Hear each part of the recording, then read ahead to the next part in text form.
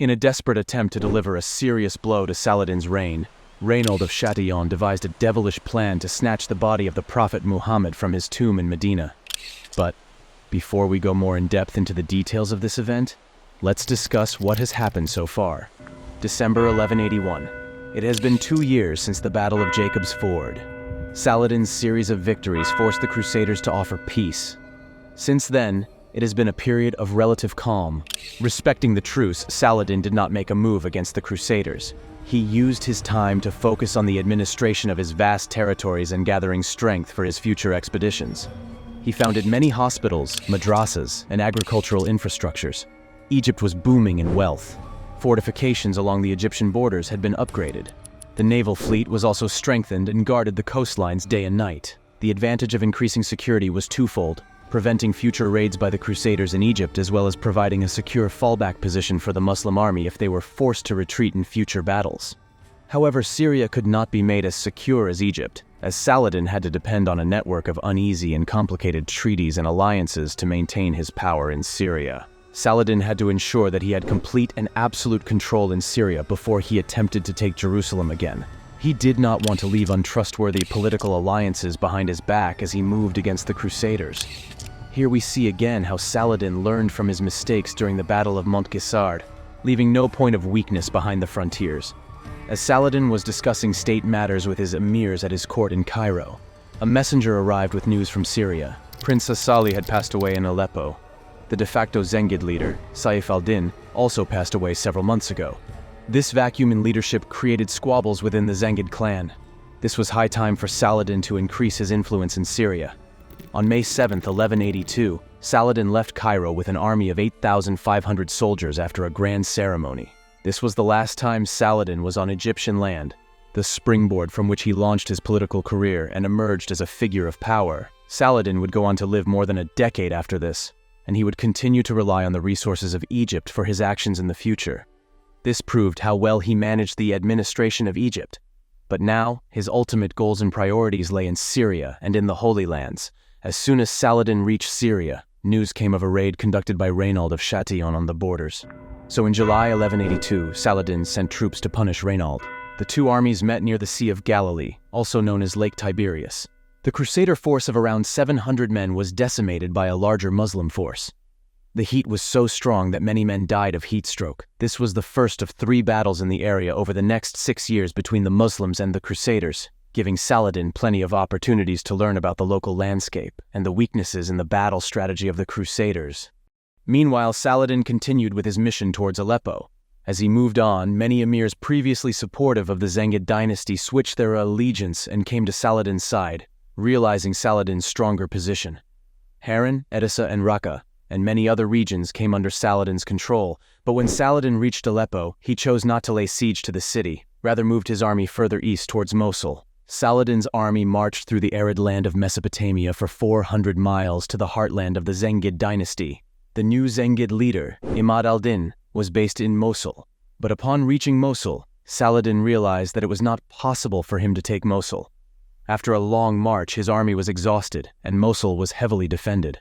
The siege would be long and the damage to Saladin's army would be heavy. Saladin had to come up with another plan. In a clever move, he took 2 formidable nearby fortresses named Sinjar and Amid. So Mosul was isolated from the rest of the Zengid lands, and this weakened Imad al-Din's position significantly. Saladin achieved the upper hand, and now he could force Imad al-Din to negotiate for a truce. Imad al-Din had no other option but to accept Saladin's offer.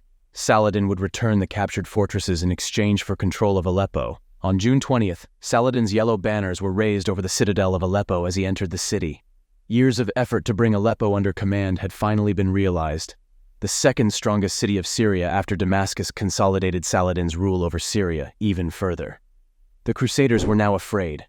Saladin had become an even greater threat to them after the capture of Aleppo. The most powerful Crusader state, the Kingdom of Jerusalem, was now completely surrounded by Saladin's territory. After bringing you up to speed with the events, let's discuss what Reynold of Chatillon has done so far. As previously mentioned, in a desperate attempt to deliver a serious blow to Saladin's reign, Reynold of Chatillon devised a devilish plan to snatch the body of the Prophet Muhammad from his tomb in Medina. Our attention goes toward the Red Sea, A ship carrying Muslim pilgrims was heading towards the port of Rabi near Medina. As the captain of the pilgrim ship looked at the horizon, he saw something strange. 6 ships were approaching fast. As they drew near, the flags hoisted on the ships became clearly visible. Crusader banners. Panic ensued. Volleys of arrows came flying onto the pilgrims. They screamed in fear for their lives. Some even jumped out of the ship to save their lives. The Crusaders then boarded the pilgrim ship. No one was left alive on board. Disappearances of such pilgrim ships became frequent. But how could this happen? The Crusaders had no direct access to the Red Sea. But this proved a little obstacle for Reynald's treachery. He ordered his engineers to make small ships and parts.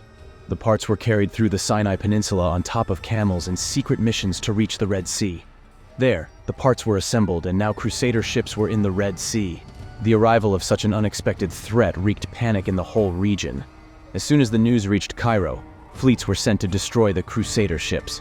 Meanwhile, the Crusaders continued with their mission and disembarked near Rabi. From there, they continued inland towards Medina.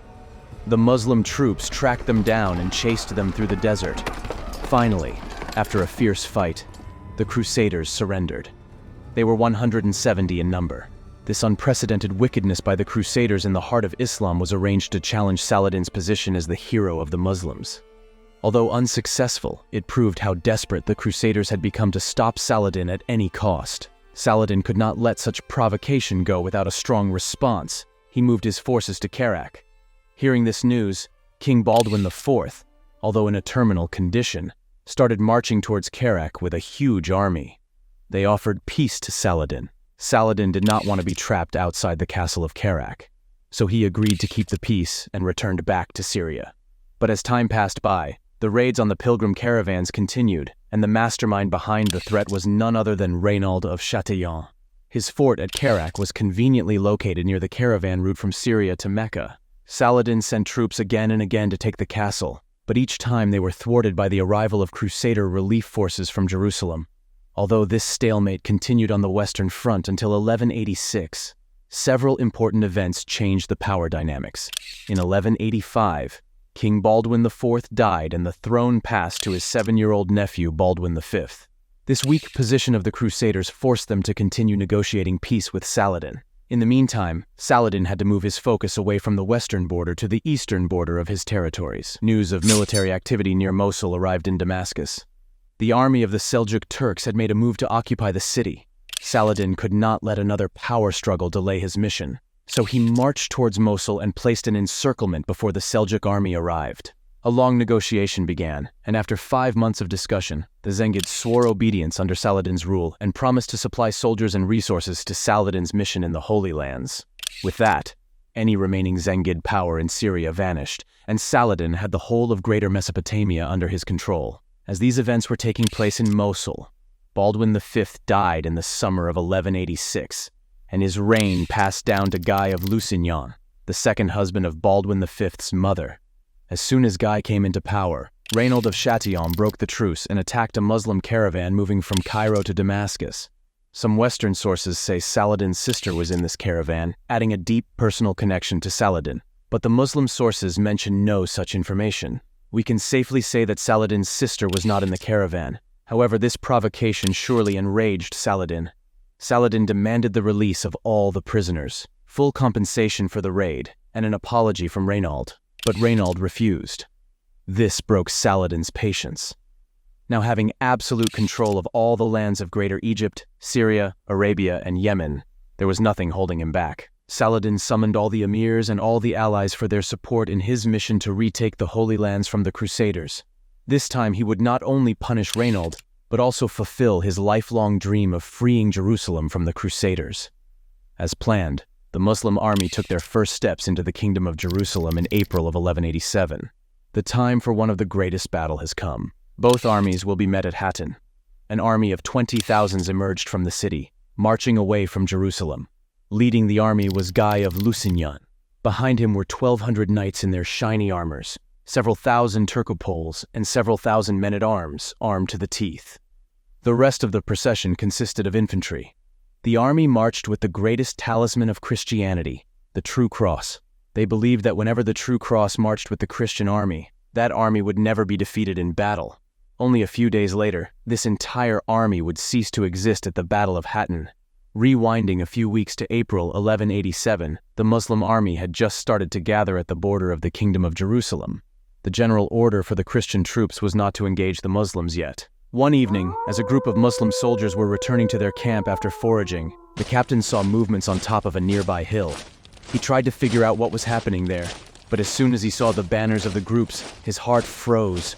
The men on the hilltop were Knights Templar and Knights Hospitaller, warrior monks sworn to defend Christianity, the most elite and strongest groups of the Crusader army. As the Muslims neared their camp, a wave of Crusader knights began descending toward the Muslim camp. From the hilltop, the Muslim soldiers screamed in fear. Some began to gather their weapons, while others froze with panic. The knights numbered about 140. Their grand masters of both the Templar and Hospitaller orders were leading the group. However, the Muslims at the camp numbered around 5,000 to 6,000. As soon as they realized the reality, the surprise attack lost its effectiveness. The Muslims fought back fiercely. This charge proved to be very devastating for the Crusaders and very rewarding for the Muslims. All the knights fell on the battlefield, except for only 4. No doubt the knights were brave, but they were no match for the overwhelming numbers Muslims. The Grand Master of the Knights Hospitaller was killed, and the Grand Master of the Knights Templar fled after being wounded. After this victory, the Muslims began marching even deeper into the Kingdom of Jerusalem. Panic ensued throughout all the Crusader states, and they united all their forces. Every man able to bear arms was conscripted into the army. All the princes of the Crusader states, including Reynold of Chatillon, Raymond of Tripoli, and Balian of Ibelin, joined the army. King Guy advanced with all the forces he could muster to meet the Muslims, which we saw at the beginning of this account. On June 1187, the Ayyubid yellow banners covered the whole Jordan River Valley as Saladin marched with 30,000 troops towards the western shore of the Sea of Galilee. The recent victory at Crusade and the campaigns in 1182 and 1183 had made his army familiar with the battle tactics of the Crusaders. In that area, the Christians had camped near the springs of Saphariah, around 20 miles from Saladin's current position. Between the two armies was an arid land with no water and food sources. Saladin's plan was to provoke the Crusaders to make the march through the inhospitable terrain. Accordingly, Saladin laid siege to a small town called Tiberias on the western shore of the Sea of Galilee, also known as Lake Tiberias. On July 2nd, Saladin attacked the fortified city of Tiberias, located on the Sea of Galilee, which belonged to one of the leading nobles in the Crusader army. The attack broke through the city's walls and forced the Frankish defenders back into the citadel, where their number included the noble's wife. When the news reached the Frankish camp at Sepphoris, a heated debate followed. Some wanted to march out and relieve the beleaguered defenders at Tiberias. Others replied that it was unsafe to venture out from a secure base, especially since the noblewoman could be ransomed if captured. But the activists won, and the Crusaders headed out on July 3rd. They had marched into a trap. The Galilee is hot and dry in summer and short on sources of fresh water between Sepphoris and Tiberias. Unable to cover the distance in a day, the Franks tried to reach a spring along the route, but the Muslims were able to block them. They continually harassed the Crusader army and even set fire to the dry grass, which bothered the enemy with smoke. By the next morning, July 4th, the Frankish army was dehydrated and disheartened. Muslim archers harassed them. They sought shelter on the high hill known as the Horns of Hattin from the twin peaks of an extinct volcano. One contingent of Christian knights managed to charge through the Muslim line and make its way first to the Sea of Galilee and then home to Tyre. Others charged repeatedly but ineffectively. The Muslims surrounded the enemy and began slaughtering them before they surrendered. It was a complete victory won at relatively little cost to the victors, who suffered only light casualties. The strategic consequences were enormous. The battle wiped out most of the gains of the Crusaders since they had conquered Jerusalem in 1099. Now, some 50 towns and fortifications under Crusader control yielded to Saladin's men. Then, 3 months after Hattin, the Christians surrendered Jerusalem to Saladin. It was October 2nd, 1187. Later, Crusaders would attempt to retake Jerusalem, but without success. The city would remain under Muslim control, though often with significant Christian and Jewish populations for the next 730 years. Saladin's use of the indirect approach paid off at Hattin. Indeed, it can be considered the height of the military art. It's a reminder to today's strategists that it is possible to win a battle without destroying the places that you seek to conquer, and without suffering enormous casualties in one's own forces.